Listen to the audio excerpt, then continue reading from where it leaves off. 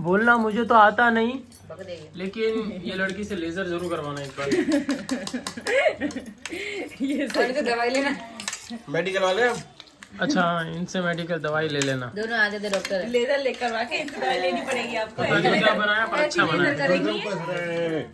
और पंखा चालू करनी और इसको खाना सब कुछ है, लेकिन मिल कुछ नहीं रहा है, और फिर भी खा रहा है। बिचारी पत्नी से बंधे हुए हैं। बुखार है ये, बुखार। अरे चालू करना पंखा। और इसको तो अजीब जान कितना भी खाए तब भी भूखा ही रह जाता है। देखो क्या बना के खाया, बस देखने में अजीब लगा। नहीं देखो नाश्ते में क्या क्या आया है, अच्छा नहीं तो क्या। ये मम्मी पार्लर हो क्या, ये अभी ले बाबू पानी दिखाओ। ये आलू की सब्जी चाहिए मम्मी, आलू की सब्जी, मीठी चटनी, ये हरी और ये बसर बसर बसर बसर बसर सिंधी में प्याज को बसर बोलते हैं। और ये गोटा गोटा मतलब पकोड़ा, दूंगे मतलब सो। और ये ग्रीन चटनी, होता है ये कसूरी, मारवाड़ी में मिंगोड़ा मिंगोड़ा मिंगोड़ा। हो गया। तो हम लोग तैयार हो। हेलो दोस्तों, स्वागत है कीर्ति धर्म चैनल पे और राधे राधे। आज दीदी की शादी वाला दिन, मतलब आज दीदी की शादी है और शादी है उमिया माता के मंदिर में महसाणा में। तो शादी दिन में होती है गुजराती लोगों की, तो 4 बजे करीब शादी थी और सुबह का नाश्ता वास्ता करने के बाद हम लोग का खाना था, मतलब 2 बजे दीदी के यहाँ, दीदी के ससुराल वालों के घर पे ही। तो वहाँ बाड़ी में बोलते हैं खाना होता है, तो वहाँ पे खाना था, मतलब लगे हुए थे खाना बनाने वाले। तो हम लोग को वहाँ जाना था। हम लोग तैयार हो गए थे, बुआ वगैरह आ गई थी, बुआ मामा जी वगैरह आए थे, वो चले गए थे। और मुझे ना ये सिंपल साड़ी पे जो ये नेकलेस पहना दिया था ना, मुझे बिल्कुल पसंद नहीं आ रहा था, पर पहनना पड़ा। और ये बैठे हुए हैं वहाँ से अपने फेस को लगे पड़े रगड़ने में।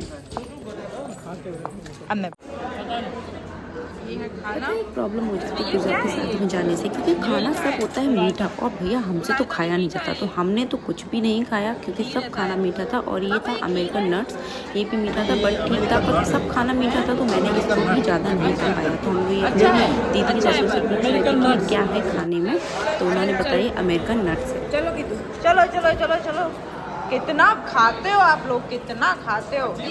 इसी से पूछ लो, हल्दी का है, दुलेगा, वैसे भी दुलेगा।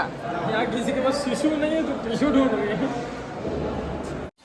तैयार भी नहीं हुए सही से इतनी जल्दी में। कोई बात नहीं, आ जाओ यार, रिसेप्शन में हो जाना। और मैंने पहनी है गुजराती साड़ी, तीनों साथ में चले जाएंगे ऐसे, तीनों ही चले जाएंगे, सिर्फ पल्ला डालना है मुझे तो।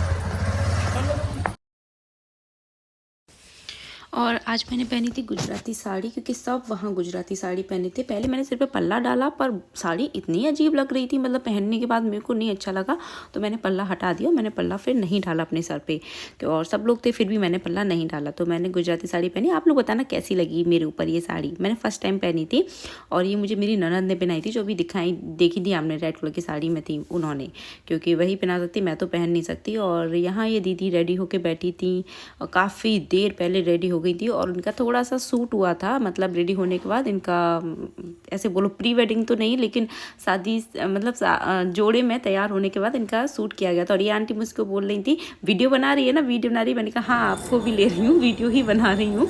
तो ये दोनों मामा लेके चल रहे थे दीदी को।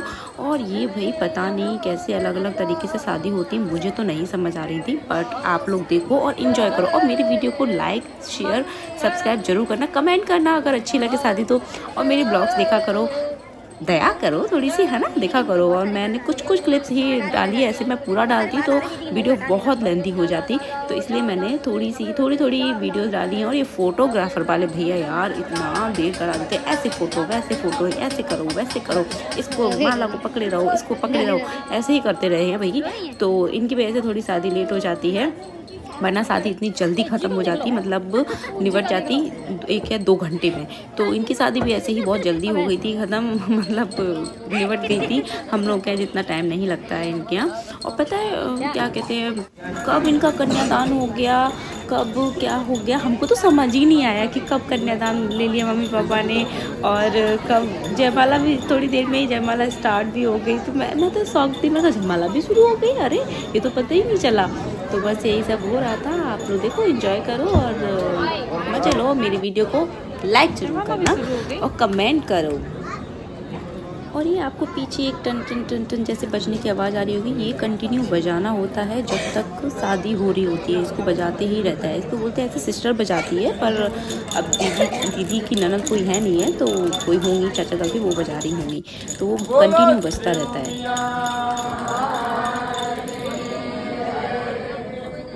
हाथ नीचे, तेरो हाथ ऊपर।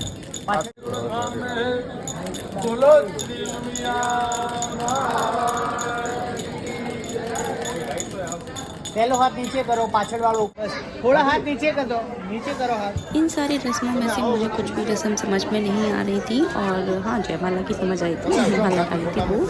और एक तो बात क्या थी ना कि सब गुजराती में बात करते हैं, तो मैं तो बार बार ऐसे मैं बोलती थी हिंदी बोलो तब मुझे समझ आएगी, हिंदी बोलो। मैं तो यार मतलब ऐसे लग रहा था कि मैं हुई नहीं यहाँ, मतलब मुझे नहीं समझ आ रहा था कि मैं किससे बात करूँ जाके, कोई मैं भाभी लगी नहीं रही थी सच बताऊँ। और मेरे ससुराल वाले ऐसे हैं कि किसी चीज़ का पर्दा नहीं है हमारे यहाँ, तो मैं पागलों की तरह इधर उधर घूम रही थी, और इतना कोई वो नहीं है कि भाभी हो तो भाभी की तरह रहो, ऐसा कुछ नहीं था। सब मस्त एकदम एंजॉय कर रहे थे, और एंजॉय बोलो तो मुझे इतना कोई खास नहीं लगा, क्योंकि ना कोई एंजॉयमेंट ऐसे था नहीं। हमारे यहाँ तो एकदम धूम धड़ाके से होती है शादी, तो वो सब नहीं था, एकदम सिंपल सोबर था, क्योंकि एक मंदिर में शादी हो रही थी।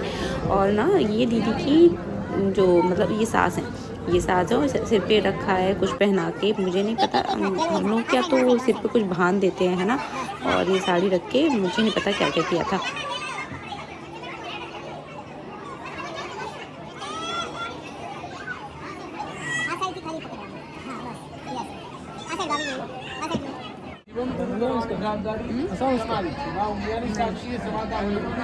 वचन दिए जा रहे पागल, एक ही वचन हुआ ना दवाई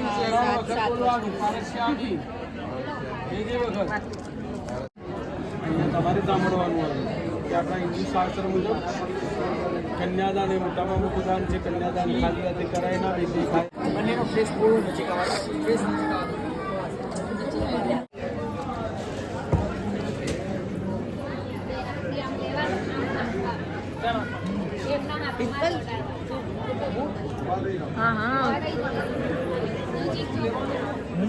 पिक्चर है वहाँ पर। करूँगी, तूने तो कर ली।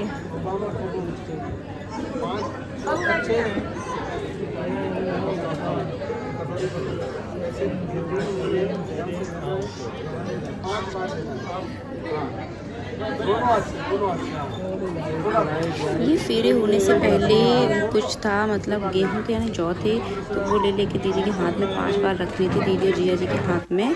और फिर उसके बाद ये हट जाएंगे, फिर ये उसको हवन में डाल देंगी, फिर उसके बाद ये फेरे करेंगे। और सबसे अच्छी बात, सबसे बड़ी बात बताऊं जो मुझे पहली बार पता चली, मतलब पता तो सब कुछ पहली बार चला, लेकिन इसमें थोड़ा अजीब ये लगा कि इनके सिर्फ 4 फेरे होते हैं। हम लोग के 7 बचन, तो इनके लिए हम ये गाना नहीं गा सकते 7 फेरों के 7 बचन क्योंकि 4 ही फेरे हुए थे इनके तो। और इनका जो मतलब ऐसे घूमते हैं ना, तो एक पत्थर रखा हुआ था, उस पर अंगूठा रख के, और कुछ ऐसे रस्म ऐसे होता है कि हमें अंगूठा पकड़ना होता है, वहाँ पे आके हम बोलते हैं नहीं पहले नेक दो, फिर मतलब आप आगे जाओगे फेरे ले पाओगे, लेकिन हमें ये सब बताया नहीं था, तो हमने ये सब नहीं किया। तो उन्होंने बस, और फिर पता है ये मैंने भी कुछ किया था, मैंने क्या किया था मुझे ढंग से याद भी नहीं है, कुछ वो था आटा, उसको मिलाना था, और दीदी को दीदी जीजा जी खिलाएंगे, जीजा जी दीदी को खिलाएंगे, ऐसा कुछ करना था। तो वही सब किया था। मैंने पंडित जी से बहुत हिंदी में करके पूछा, मैंने कहा बताओ ढंग से बताओ, ऐसे मुझे कुछ तो समझ नहीं आ रहा है। और फिर पता एक और चीज़ थी इनके यहाँ कि सबको कान में जा जाके चाची और भाभी को वैसे बोलना होता है, लेकिन चाची को थी नहीं, तो दीदी मतलब ननद को ही बोलना पड़ेगा, जो जिनकी बहन है वो, उनको कान में जाके बोलना होता है अखंड सौभाग्यवती भव, ठीक है। और तो वो भी हम लोग को बोलना था। और इधर तो मंगलसूत्र पहनाया, मंगलसूत्र ऊपर से पहना दिया है, तो दुपट्टे में फंस गया था, तो दुपट्टा निकाला गया बाद में।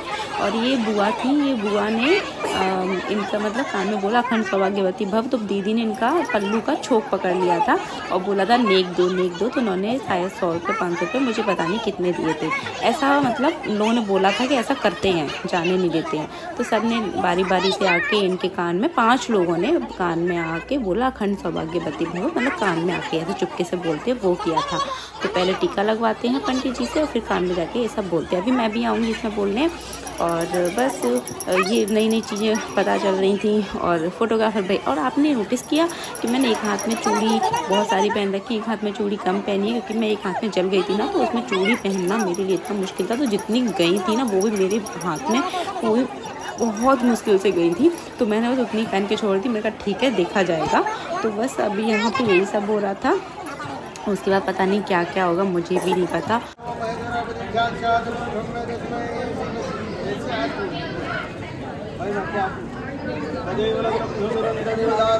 जीजा जी कितने राजा महाराजा की तरह बैठे हुए हैं। और हम सब लोग के कहाँ होता है, हम मतलब इनके अलग ही होते हैं रीति रिवाज गुजराती लोगों के। तो फिर पैर वैर छुए दीदी ने, पहले उनके पैर पे वो चौड़ गिराए थे। और इनकी कुलदेवी माता है शायद, तो उनकी पहले पूजा की थी इन लोगों ने। मम्मी मतलब दीदी के सास ससुर और मेरे सास ससुर हैं, तो ये इन लोगों ने पूजा की थी। पता नहीं कैसे कैसे की थी, मुझे नहीं पता। मैं तो आप लोगों को दिखा रही हूँ, मैं भी अभी देख रही हूँ जब मैं वीडियो एडिट कर रही हूँ। और मैंने पता वीडियो दीदी से बनवाई थी अपनी ननद से। मैंने बोला आप सामने खड़े होकर बना लो जाके, मैं नहीं जा रही उधर। तो मुझे भी नहीं पता क्या क्या हुआ था क्या क्या नहीं हुआ, मैं भी अभी देख रही हूँ जब वीडियो एडिट कर रही हूँ। तो ये सब हो रहा था।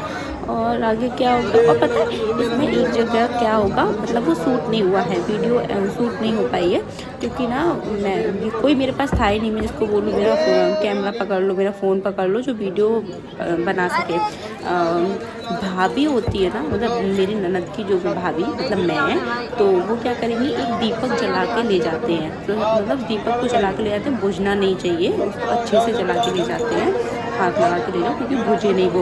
और जिस गाड़ी में दीदी को जाना होता है ना, विदाई होती है, उसमें नीचे मतलब नीचे लटका दिया जाता है, उसको फंसाने वाला होता है। तो फंसा दो उसको, दीपक को, जलते हुए दीपक को। फिर गाड़ी थोड़ी सी चलाई जाती है, थोड़ी सी, या फिर समझ लो शुभ होता है, ये सब ऐसे कुछ होता है।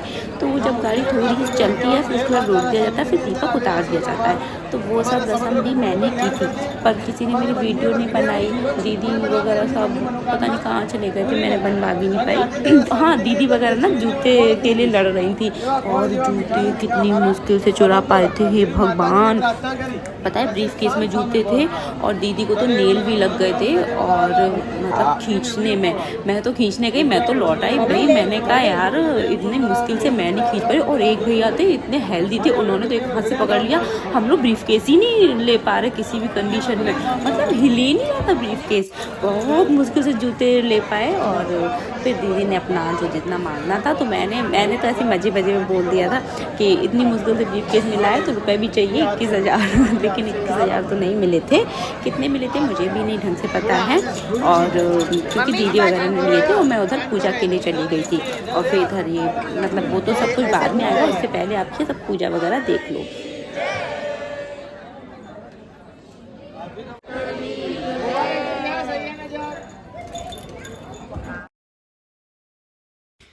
और ये तो आप लोगों को पता होगा कि बुआ या भाभी ये महावर लगाती हैं और बिछिया दबाती हैं। तो बुआ थी तो बुआ ने दीदी के महावर लगाई और बिछिया दबाई, मतलब पहनाए थे बिछिए। और ये मैं पागल सी अपने हेयर देख रही थी कि मैं क्या कर रही हूँ क्या नहीं कर रही हूँ। ये मैं बोल रही थी जूते के बारे में। जूते बहुत मुश्किल से चुराए भाई, भयंकर मुश्किल से। क्या हुआ? कौन से मंदिर? वो मंदिर आगे दर्शन करके विदाई के लिए। अच्छा हाँ, चलते चलो, आ जाओ मंदिर चलो। अब ये विदाई हो रही है, विदाई।